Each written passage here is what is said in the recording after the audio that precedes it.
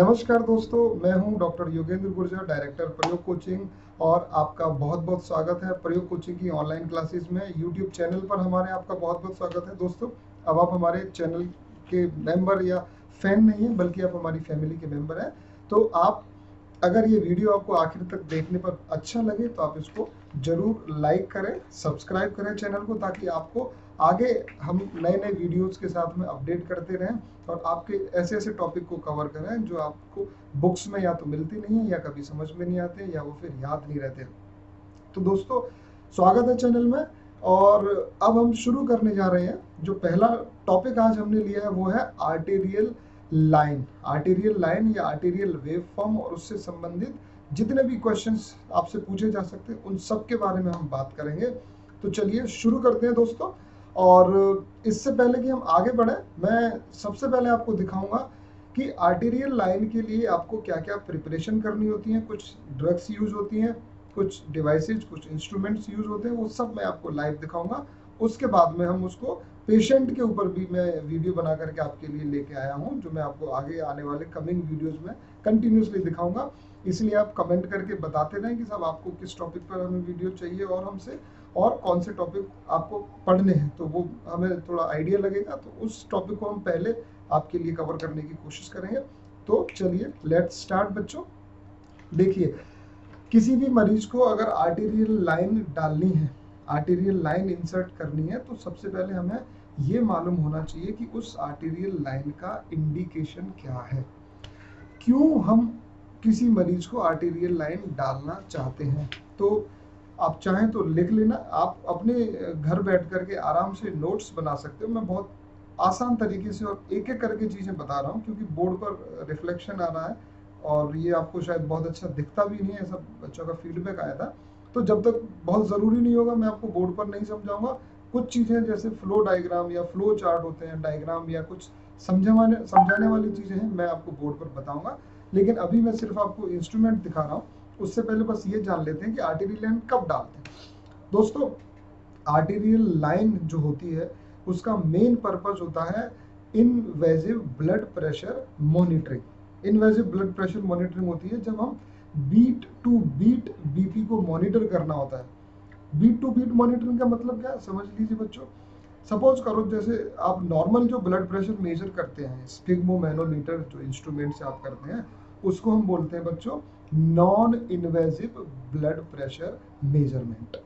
Invasive का मतलब होता है जब आप पियर्स करते हो किसी चीज को, इन्वेड करते हो, किसी के अंदर घुसते हैं, तब हम उसको इन्वेजिव बोलते हैं। बिना पियर्स किए, बिना इन्वेड किए अगर कोई प्रोसीजर आप कर रहे हैं, दैट इज नॉन इन्वेजिव। तो जो नॉर्मल बीपी जो आप लेते हैं, that is non invasive blood pressure measurement. अब हम बात कर रहे हैं इन्वेजिव ब्लड प्रेशर की। क्या फर्क है? इन्वेजिव ब्लड प्रेशर आपको बीट टू बीट बीपी की रीडिंग देता है। रियल टाइम उसको रीडिंग बोलते हैं, रियल टाइम मॉनिटरिंग बोलते हैं। कंटिन्यूअस आपको जिस पेशेंट को आपने आर्टेरियल लाइन डाली उसका beat to beat blood pressure monitor पर शो होता है। मैं आपको मॉनिटर भी दिखाऊंगा, लाइव मॉनिटर दिखाऊंगा, कैसा ग्राफ बनता है उसके बारे में भी बात करेंगे। पहले इंडिकेशन की बात कर लेते हैं। इंडिकेशन, आपको कब बीट टू बीट मॉनिटरिंग या इन्वेसिव ब्लड प्रेशर लेने की जरूरत पड़ती है। सबसे पहला इंडिकेशन है बच्चों, जब कोई मरीज क्रिटिकली इल होता है, या जब कोई पेशेंट हीमोडायनेमिकली अनस्टेबल होता है, यानी कि जिसका ब्लड प्रेशर बहुत फ्लक्चुएट कर रहा हो, बहुत लो हो रहा हो, बहुत हाई हो रहा हो। उस कंडीशन में क्योंकि कंटिन्यूस मॉनिटरिंग की जरूरत पड़ती है ब्लड प्रेशर की, तो आप नॉन इन्वेसिव बीपी से बीट टू बीट हर सेकंड का आप बीपी नहीं ले सकते हो। आप उससे ज़्यादा से ज़्यादा आप 15 मिनट में ले लोगे, 5 मिनट में ले सकते हो, और हर 5 मिनट में भी लेना पॉसिबल नहीं। आप कितनी देर तक ले पाएंगे। तो ऐसी कंडीशन में जब हमें रेगुलर या कंटिन्यूस बीपी मॉनिटरिंग की जरूरत पड़ती हो, तब हम क्या लेते हैं, हम सपोर्ट लेते हैं आर्टेरियल लाइन का। एक आर्टेरियल लाइन आर्टरी के अंदर डाल के छोड़ देते हैं, उसको ट्रांसड्यूसर की मदद से हम मॉनिटर से कनेक्ट कर देते हैं, और मॉनिटर पर हमें कंटिन्यूस बीपी की रीडिंग आती रहती है। बीपी बढ़ रहा है कि कम हो रहा है वो हमें पता चलता रहता है। तो पहला इंडिकेशन, हीमोडायनेमिकली अनस्टेबल मरीज, क्रिटिकली इल पेशेंट जो हीमोडायनेमिकली अनस्टेबल है। दूसरा हमें जरूरत पड़ती है अगर हमें किसी मरीज की फ्रीक्वेंट एबीजीज लेनी हो बच्चों, एबीजी आप जानते हैं, आर्टेरियल ब्लड गैस एनालिसिस जो हम करते हैं एबीजी, उसके बारे में मैंने आगे वीडियो बनाए हैं, वो आपको आगे चैनल में आपको मिल जाएंगे, आप सर्च करेंगे तो एबीजी जो हमें लेनी होती है, यूजुअली हम एबीजी लेते हैं, एक डायरेक्ट हिपेरिनाइज सिरिंज लेते हैं, लोकल एनेस्थेटिक लगाते हैं, या डायरेक्ट कभी कभी बिना लोकल के भी हम सैंपल ले लेते हैं। अगर एक सैंपल लेना है तो अपन direct arterial blood gas sample ले लेते हैं, प्रिक करके निडल से सिरिंज के थ्रू। लेकिन अगर हमें किसी की फ्रीक्वेंट एबीजीज करनी, जैसे बार बार अगर आपको एबीजी लेनी पड़े, एक दिन में अगर 4 से ज़्यादा एबीजी लेने की जरूरत पड़ती है, तो ऐसे मरीज में हम बार बार प्रिक करने की बजाय हम क्या करते हैं बच्चों, हम उसको आर्टेरियल लाइन डाल के छोड़ देते हैं, आर्टेरियल कैनुला, और उससे जब जरूरत होती है तब सैंपल ले लेते हैं। हर बार मरीज को प्रिक नहीं करना पड़ता है।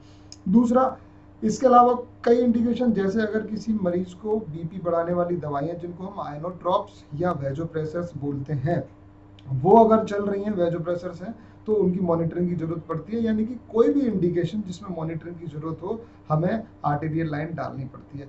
पॉइजनिंग के केस, जो टॉक्सिसिटी वाले जो मरीज आते हैं, उनको क्योंकि उसमें हमें लैक्टेट को बार बार मेजर करना पड़ता है, तो फ्रीक्वेंट एबीजी की जरूरत पड़ती है। अगेन अगर फ्रीक्वेंट एबीजी की जरूरत पड़ रही है तो आर्टेरियल लाइन।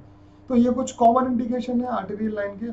आपको कंटिन्यूस बीपी की मॉनिटरिंग करनी पड़ रही है, आपको नॉरेड या जो वेजोप्रेसर्स हैं उनको टेपर करना है, एनटीजी अगर किसी मरीज को चलाई हुई है तो एनटीजी को अपन चलाते हैं तो कंटिन्यूस मॉनिटरिंग करते हैं ताकि बीपी एकदम से कम ना हो जाए। तो ऐसे मरीज में भी हम बहुत बार ये आर्टेरियल लाइन लगा करके अपन उसकी मॉनिटरिंग करते हैं, और इस तरह से आर्टेरियल लाइन को हम बार बार यूज करते हैं। तो अब शुरू कर रहे हैं बच्चों कि अपन आर्टेरियल लाइन में कैसे प्रिपरेशन करते हैं, क्योंकि नर्सिंग ऑफिसर्स के लिए सबसे इंपॉर्टेंट पार्ट होता है कि प्रोसीजर फिजिशियन करना है, फिजिशियन को करना होगा, लेकिन आपको उसकी प्रिपरेशन करनी होती है। प्रिपरेशन शुरू करते हैं। इंडिकेशन आपको पता चल गया, फिजिशियन ने आपको बोला कि सिस्टर या नर्सिंग ब्रदर या नर्सिंग ऑफिसर जल्दी से आप तैयारी कर लो, इसको हम आर्टेरियल लाइन डालेंगे। तो सबसे पहला काम होता है साथियों, आपको ये चेक करना पड़ता है कि उस पेशेंट से आपने उस प्रोसीजर की यानी कि आर्टेरियल लाइन इंसर्शन की कंसेंट ली है या नहीं। तो first thing to check the consent, क्योंकि ये प्रोसीजर इन्वेसिव प्रोसीजर है, आपको कंसेंट लेनी होती है, तो you have to check. Consent भले ही फिजिशियन लेगा, लेकिन यू हैव टू चेक कि सब कंसेंट हुई या नहीं हुई। कंसेंट अगर हो गई, आपने चेक कर लिया, उसके बाद में आप प्रिपरेशन करते हैं कि सामान क्या क्या चाहिए। चलिए मैं आपको बताता हूँ। सामान में सबसे पहले हमें एक सिरिंज की जरूरत पड़ेगी, लोकल एनेस्थेटिक की जरूरत पड़ेगी। तो जो हम लोकल एनेस्थेटिक यूज करते हैं इन दीज प्रोसीजर, सारे प्रोसीजर्स में जहां भी लोकल की जरूरत पड़ती है, हम लॉक्स, ये जो लिग्नोकेन 2% आता है साथियों, ये अब आपको शायद थोड़ा बेटर दिखेगा, मैं आपके कैमरे के बिल्कुल सामने ला के दिखा रहा हूँ। दिस इज लॉक्स 2%, ये लोकल एनेस्थेटिक है, लिग्नोकेन दवाई होती है इसके अंदर। तो ये लोकल एनेस्थेटिक अपन लगाते हैं, राइट। तो लोकल एनेस्थेटिक कैसे लगाते हैं उसको मैंने आगे वीडियो में दिखाया है आपको, वो वीडियो आपको मिल जाएगा। तो दवाई ये होती है, लिग्नोकेन 2% होता है, लोकल एनेस्थेटिक के तौर पर इस्तेमाल करते हैं। एक नॉर्मल सिरिंज, यूजुअली हम 2 ml की प्रेफर करते हैं क्योंकि पतली निडल होती है, तो 2 ml से काम चल जाता है। अभी मेरे पास 5 ml की, मैं एक नॉर्मल सिरिंज आपको दिखाना चाह रहा था। कभी कभी हमें जब आर्टेरियल लाइन का कनेक्शन करना है बच्चों, तो ये 3 वे की जरूरत पड़ती है। आपको ये लाइट के चलते शायद अब आप ठीक से देख पाएंगे, ये 3 वे होता है बच्चों। ये डायरेक्ट भी आपको दिखा सकते हैं कि ये स्ट्रक्चर क्या है या ये डिवाइस कौन सी है, तो you should able to recognise 3 way, right. चलिए 3 वे आपने देख लिया है। अब मैं आपको दिखा रहा हूँ बच्चों, मेन जो आर्टेरियल कैनुला होता है, आर्टेरियल कैनुला 2 तरह के होते हैं। अब याद रखना, ये बहुत ज़्यादा इंपॉर्टेंट है। अब थोड़ा मुश्किल है क्योंकि ये चीज़ें थोड़ी कॉमन थी जो भी आपने देखी। अब मैं जो दिखा रहा हूँ वो शायद आपने पहले बहुत ज़्यादा ना देखी हो, तो मैं आपको बताता हूँ कि 2 तरह के आर्टेरियल कैनुला होते हैं। देखिए, ये वाला जो कैनुला है, ये है सिंपल आर्टेरियल कैनुला, जो हमें अगर लंबे टाइम के लिए आर्टेरियल लाइन नहीं लगा के रखनी है, केवल 1 दिन 2 दिन का ही प्लान है, जैसे कार्डियक पेशेंट हो गए, कार्डियक सर्जरी वाले मरीज, जिनको हम पोस्ट ऑप में 2 दिन के लिए रखते हैं, आर्टेरियल लाइन लगा करके बाद में हटा देते हैं। ऐसे केस में आप इस वाले आर्टेरियल कैनुला से या आर्टेरियल कैथेटर से काम चला सकते हैं। मैं आपको इसको खोल के भी दिखा देता हूँ। देखिए, इसमें जैसे ही आप इसको खोलेंगे, ये आपका आर्टेरियल कैनुला है। ये वीनस कैनुला जैसा होता है आप कह सकते हो, लेकिन इसमें ये जो रेड कलर का मेरी उंगली जहाँ पर है, ये लॉक सिस्टम इसमें होता है, अगर आप इसको ऊपर की तरफ कर देते हैं तो ये अनलॉक हो जाता है। निकालने के बाद में यहाँ से ये कैप खोलते हैं आप, इसका कैप खोल दिया आपने। अब अगर आप इसको अनलॉक करेंगे या लॉक किया, आपके ऊपर है। ये आपने आवाज़ सुनी, ये लॉक और अनलॉक की आवाज़। तो इसमें लॉक का सिस्टम आता है जिससे आप इसको लॉक या अनलॉक कर सकते हैं। इसको भी मैंने आगे एक्सप्लेन किया है वीडियो में, वो आपको वीडियो भी मिल जाएगा, उसमें आप देखेंगे जब पेशेंट को लगाने के बाद में कैसे लॉक अनलॉक करते हैं। तो एक तो वीनस कैनुला जैसा ही होता है लगभग, लेकिन ये रेड कलर का है, आपको दिख कर पता चल जाएगा। लॉक वाला सिस्टम केवल इसके अंदर आता है, आर्टेरियल कैनुला के अंदर। तो this is how you should recognise arterial cannula. इसके अलावा बच्चों एक और आर्टेरियल कैनुला आता है, देखिए ये जो आप अभी देख रहे हैं, this is also arterial cannula. इसका एक और नाम है बच्चों, इसको लेडर कैथ भी बोलते हैं। लेडर कैथ नाम याद रखना, आपको डायरेक्ट या तो इमेज दे करके क्वेश्चन पूछ सकते हैं, या फिर आपको उससे रिलेटेड कोई वीडियो या कोई प्रोसीजर या थ्योरी का क्वेश्चन बना करके भी आपसे पूछा जा सकता है। तो आपने ये देखा, मैं इसके पार्ट्स बताऊंगा इसमें क्या क्या चीज़ें होती हैं एक एक निकाल के आपको। तो इसको अगर अपन खोलेंगे तो सबसे पहले तो बच्चों इसमें निकलेगी आपकी निडल। इसकी निडल डिफरेंट निडल आती है जो इसके साथ पैक आती है, नॉर्मल निडल से काफ़ी बड़ी होती है। और ये निडल इसका एक पार्ट है, ये आपने देखा। इसके बाद जो है उस स्ट्रक्चर को हम देखेंगे बहुत अच्छे से। ये जो आर्टेरियल कैनुला का जो पैक था मैंने अभी आपके सामने खोला, इसमें बच्चों सबसे पहले ये तो केवल कवर है। ये सब प्रोसीजर पूरे स्टेराइल टेक्निक्स होते हैं, मैं आपको सिर्फ समझाने के लिए, ताकि आप उससे फेमिलियर हो जाए, आपको डिवाइस दिखाने की कोशिश कर रहा हूँ। ये देखिए, अब मैं जो इसको खोला है आर्टेरियल कैनुला को या लेडर कैथ को, उसमें से इसको अगर मैं सेपरेट कर दूं दोस्तों, तो ये है इसका गाइड वायर। याद रखिए दोस्तों, ये क्या है, इसका गाइड वायर है। आप अपनी स्क्रीन पर बहुत अच्छे से देख सकते हैं। और ये है आर्टेरियल कैनुला, ये इसका कवर है। इसको यहाँ से खोल देते हैं। तो इस तरह से अपन ने जितने भी इसके पार्ट्स हैं उन सबको देख लिया है बहुत अच्छे से। ये सब पार्ट थे आर्टेरियल कैनुला या लेडर कैथ के। तो आपको वापस पैक करना है, तो आप गाइड वायर को इसके अंदर रख दीजिए और आप इसको पैक कर दें। राइट, ये तो आपने लोकल एनेस्थेटिक देख लिया, सिरिंज यूज करते हैं वो देख लिया। दो तरह के आर्टेरियल कैनुला थे, वो मैंने आपको दोनों दिखा दिए हैं। एक लेडर कैथ बोलते हैं जो लंबे टाइम तक, क्योंकि ये गाइड वायर के थ्रू जाता है और थोड़ी अंदर तक जाती है, तो लंबे टाइम के लिए अगर आपको जरूरत पड़ती है आर्टेरियल लाइन की, तो हम लेडर कैथ को प्रेफर करते हैं बच्चों। अदरवाइज कम टाइम के लिए आप नॉर्मल आर्टेरियल कैनुला को भी यूज कर सकते हैं। अब जो इसका सबसे इम्पोर्टेंट पार्ट जो है बच्चों, वो मैं आपको दिखाता हूँ। देखिए, ये है आर्टेरियल कैनुलेशन का मोस्ट इम्पॉर्टेंट पार्ट। इसको हम बोलते हैं बच्चों ट्रांसड्यूसर। मेरे ख्याल से इसमें आपको देखने में कोई परेशानी नहीं है, लाइट के बावजूद भी आप बहुत आसानी से देख सकते हैं। ये होता है ट्रांसड्यूसर। इसको आप थोड़ा सा अच्छे से समझ लो, क्योंकि इस पर बहुत ज़्यादा संभावना है सवाल पूछे जाने की। और ये आपको बुक्स में नहीं मिलते हैं। बुक्स में आपको ज़्यादा से ज़्यादा अगर मिलेगा तो, या दूसरी कोचिंग में भी आपको अगर मिलेगा तो केवल इतना मिलेगा बच्चों की जो पहले क्वेश्चन आ गया है एम्स में, उसका क्वेश्चन और आंसर आपको मिल जाएगा। लेकिन याद रखें, एम्स में आपको अगली बार वो सवाल एज इट इज़ नहीं मिलता है, इसलिए उस टॉपिक से रिलेटेड आपको पूरी जानकारी होनी चाहिए, ताकि आप आगे के एग्जाम्स में आने वाले नए क्वेश्चंस का आंसर अच्छे से कर पाएँ। तो मैं आपको बताऊंगा कि कौन कौन से पार्ट इस ट्रांसड्यूसर के होते हैं। ये तो आपका ट्रांसड्यूसर है मेन। ये एक मैकेनिकल डिवाइस है बच्चों। इस डिवाइस का काम क्या रहता है, ये डिवाइस आपकी कनेक्ट हो जाती है आर्टेरियल कैनुला से। देखिए, इसके तीन हिस्से हैं, बेसिकली तीन कनेक्शन कह सकते हो। ये वाला जो कनेक्शन है ट्रांसड्यूसर का, ये आपका सीधा सीधा मॉनिटर से कनेक्ट होता है। मॉनिटर जिसको हम कार्डियक मॉनिटर या आईसीयू मॉनिटर कहते हैं, वो मॉनिटर जो जिस पर भी कई बार बहुत सवाल आए हैं, मैं आपको दिखाऊंगा आगे वीडियोस में। तो मॉनिटर से कनेक्ट होने वाला पार्ट ये रहा इसका।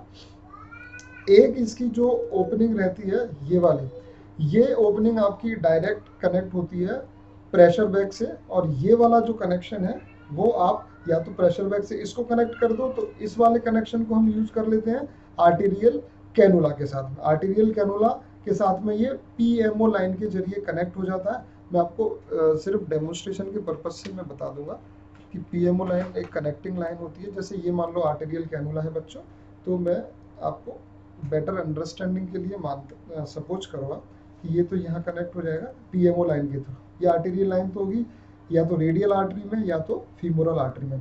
तो ये वाला कैनुला आर्टरी के अंदर होगा और ये वाला एक पोर्ट होगा वो कनेक्ट हो जाएगा आपके आर्टेरियल कैनुला के साथ में, ये वाले के साथ में, ये वाला मॉनिटर के साथ में कनेक्ट हो जाएगा। और ये वाला है वो हम प्रेशर बैग या जिसको डोम बोलते हैं, जो हम तैयार करके रखते हैं आर्टेरियल लाइन लगाने से पहले, उस डोम से कनेक्ट हो जाता है। इस डोम का काम होता है कि ये कंटिन्यूस फ्लश करता रहता है इस लाइन को, ताकि इसमें कोई क्लॉट ना हो, ये ब्लॉक ना हो।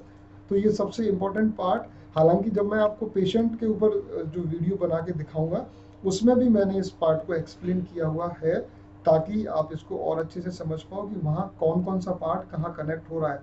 तो मैं सिर्फ ये दिखाए कि आपको क्लास नहीं ख़त्म करूँगा, मैं आपको रियल पेशेंट के ऊपर जो कनेक्टेड जो आर्टेरियल लाइन लगी हुई है उसको आपको दिखाऊंगा, जिसमें आप अलग अलग पार्ट्स को बहुत अच्छे से एप्रिशिएट कर सकते हैं।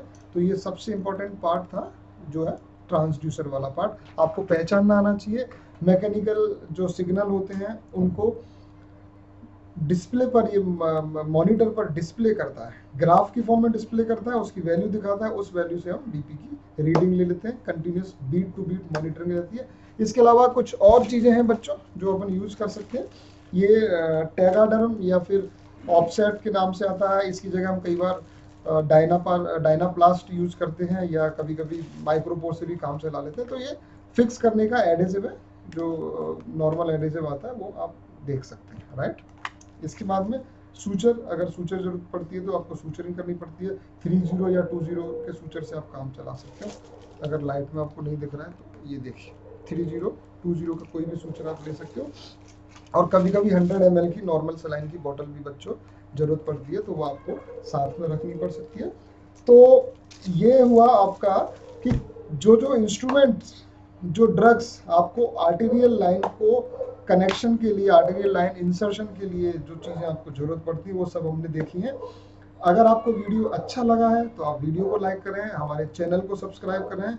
You are just like our family. मेरे बच्चे जो कोचिंग में रेगुलर आते हैं वो भी बहुत इंटरेक्टिव रहते हैं। मैं उनसे पूछता रहता हूँ कि बच्चों कितना समझ आया, कहाँ आपको मुश्किल आई, क्या आपको प्रॉब्लम आई। तो वो सब चीज़ें आप कमेंट में हमें बता सकते हैं और चैनल को सब्सक्राइब करेंगे। और अगर बेल आइकन का ऑप्शन है तो आप उसको इसलिए दबा दें क्योंकि आपको कोई भी नया अगर वीडियो अपलोड होता है तो उसका नोटिफिकेशन मिल जाएगा, आपकी प्रिपरेशन और स्ट्रांग हो जाएगी। और अगर आप किसी पर्टिकुलर टॉपिक पर वीडियो चाहते हैं तो बताना बिल्कुल नहीं भूलना दोस्तों, हमें मोटिवेशन मिलेगा तो आपके लिए उस टॉपिक पर वीडियो जरूर बना के लाएंगे। बहुत बहुत धन्यवाद। Thank you so much.